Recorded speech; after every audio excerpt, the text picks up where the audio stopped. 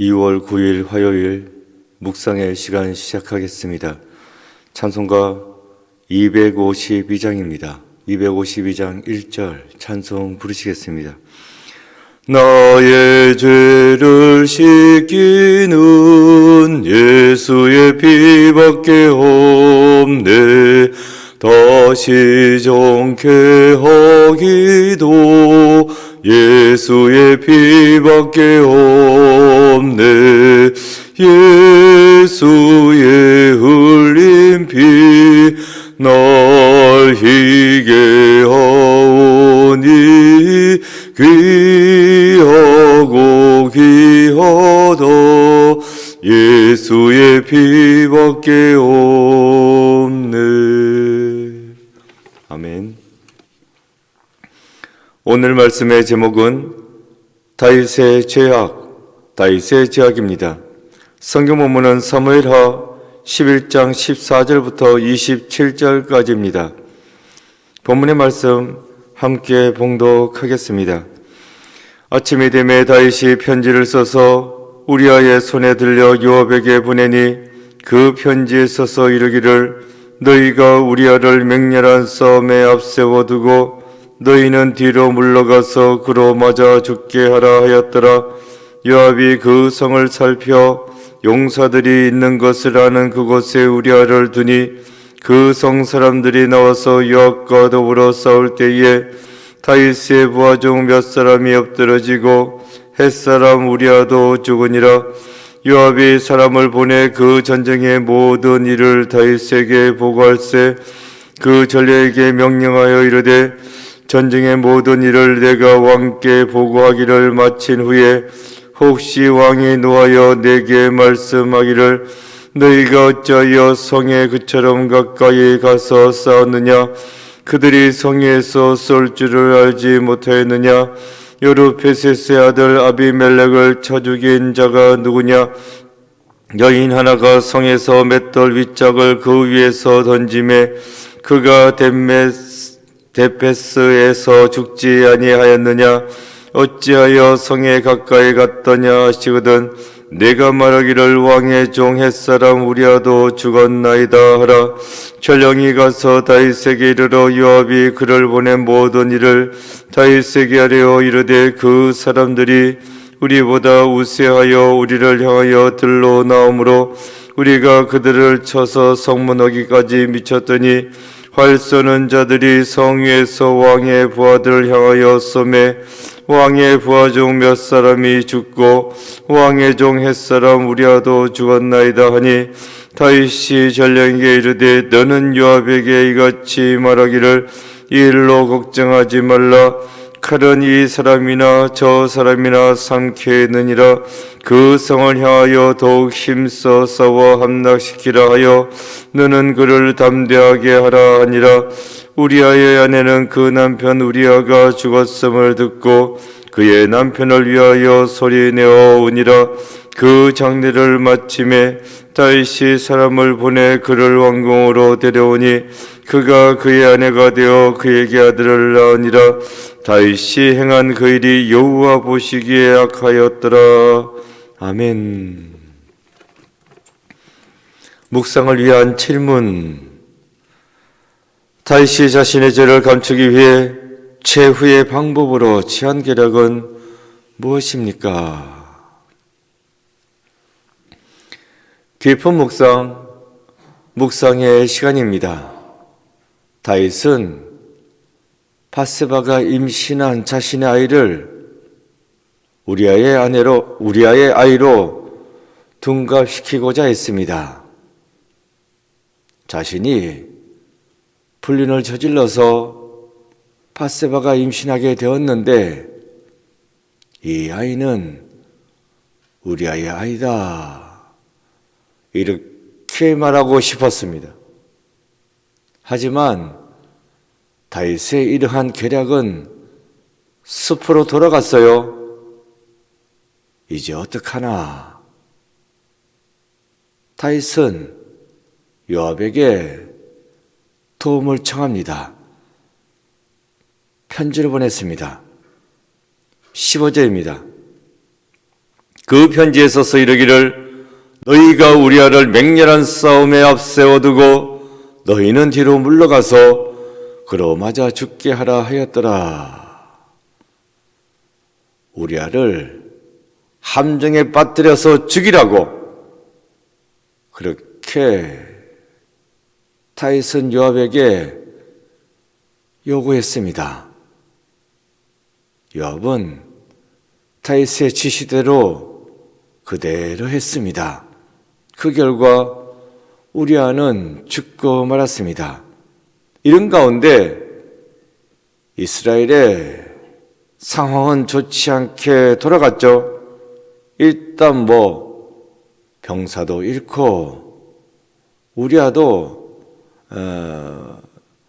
말단 사병이 아닙니다. 지휘관입니다. 지휘관도 잃고 그러니까 이스라엘 상황은 좋지 않게 흘러갔습니다. 전시 상황을 왕에게 보고해야 했고 그 상황을 요압은 전령을 보내어서 다윗 왕에게 보고했습니다. 우려했던 대로 왕은 화를 내었습니다. 어쩌자고 전쟁을 그처럼 했냐고. 전쟁 하루 이틀 하냐고. 왜 성에 가까이 바짝 붙어가서 그래서 화살에 맞아 죽냐고. 무슨 전쟁을 그따로 하냐고 하면서 다윗은 불같이 화를 냈죠. 그런데 이러한 반응은 이미 요압이 예상하고 있던 바입니다. 다윗이 불같이 화를 내고 또 무슨 말 할지 이미 다 요압은 알고 있었습니다. 20절입니다. 혹시 왕이 노하여 내게 말씀하기를 너희가 어찌하여 성에 그처럼 가까이 가서 싸우느냐? 그들이 성 위에서 쏠 줄 알지 못했느냐? 이 말은 전령이 왕에게 전시 상황을 보고하기 전에 이미 요압이 그 전령에게 일러준 말입니다. 네가 전시 상황을 보고할 때에 다윗 왕은 이렇게 말할 거라고 이미 일러 주었다는 것입니다. 그러면서 왕이 불같이 화를 낼 때에 다 듣고 있으라고. 그리고 난 다음에 왕이 더 이상 말하지 않을 때에 그때에 이 말을 해주라고. 임금님의 부하 햇사람 우리아도 죽었습니다. 이 말을 해주라고. 그러면 왕이 더 이상 화를 내지 않을 거라고. 그래서 그 전령은 다윗 왕 앞에 나아가서 요압 장군이 일러준 대로 말을 전했습니다. 그랬더니 다윗이 하는 말입니다. 25절입니다. 다윗이 전령에게 이르되 너는 요압에게 같이 말하기를 이 일로 걱정하지 말라. 칼은 이 사람이나 저 사람이나 삼키느니라. 그 성을 향하여 더욱 힘써 싸워 함락시키라 하여 너는 그를 담대하게 하라 하니라. 전령이 우리아가 죽었습니다 하는 말을 듣자마자 다윗의 태도는 돌변합니다. 왜 그따위로 전쟁에서 졌냐고, 병사들을 죽게 만들었냐고 화를 냈던 다윗이 순간 돌변합니다. 그래, 칼은 이 사람이나 저 사람이나 다 죽이는 거라고. 그 칼이 사람 가려서 죽이냐고. 죽일 때도 있고 죽을 때도 있다. 전쟁은 다 그런 거다. 어쩔 수 없지 뭐. 전쟁하다 보면 이길 때도 있고 질 때도 있는 거라고. 졌다고 완전히 다친 거냐고. 다시 힘을 추스려서 싸우면 되는 거라고. 이렇게 불같이 화를 냈던 사람이 침착해지고 격려까지 해주고 있습니다. 이것은 합리화입니다. 말은 그럴싸하게 있죠. 합리화하고 있는 겁니다. 무엇을? 죄를 합리화하고 있는 것입니다. 사실은 아닌데 그걸 다윗은 듣고 있습니다. 그런데 이상의 일련의 과정을 보면 다윗하고 요압은 뭔가 통하는 게 있었던 것 같습니다. 요압은 우리아를 죽이라. 아곤입니다. 자기 밑에 있는 참모입니다. 그 우리아를 죽이라고 하는 그 명령에 입도 뻥끗하지 않습니다. 토달지 않습니다.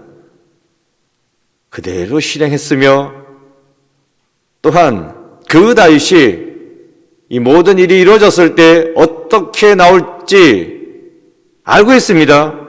그리고 그때 무슨 말 해줘야 할지도 알고 있습니다. 이미 요압은 다 꿰뚫어 알고 있었다는 것입니다.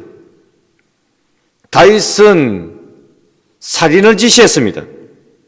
요압은 그 살인을 실행했고요. 그러니까 다윗은 살인교사범이요, 요압은 청부살인범이 되겠습니다. 이들은 서로 말은 하지 않았지만, 길게 말하지 않았습니다. 하지만 서로 통했습니다.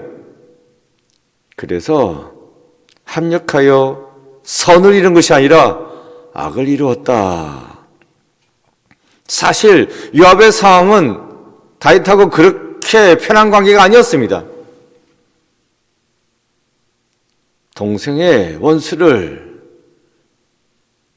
아브넬에게 갚지 않았습니까? 그래서 그때 다윗은 불같이 화를 냈거든요. 어쩔 수 없이 한 나라의 왕이고 한 나라의 장군인데 같이 가긴 했지만 뭔가 불편한 관계에 있었습니다. 그런데 이 일을 통해서 두 사람은 하나가 되었습니다. 다윗, 요압, 악을 도모하면서 하나가 되었다는 것입니다. 이들은 합력하여 악을 행했다. 그 다음 27절입니다. 그 장례를 마침에 다윗이 사람을 보내 그를 왕궁으로 데려오니 그가 그의 아내가 되어 그에게 아들을 낳으니라. 다윗이 행한 그 일이 여호와 보시기에 악하였더라.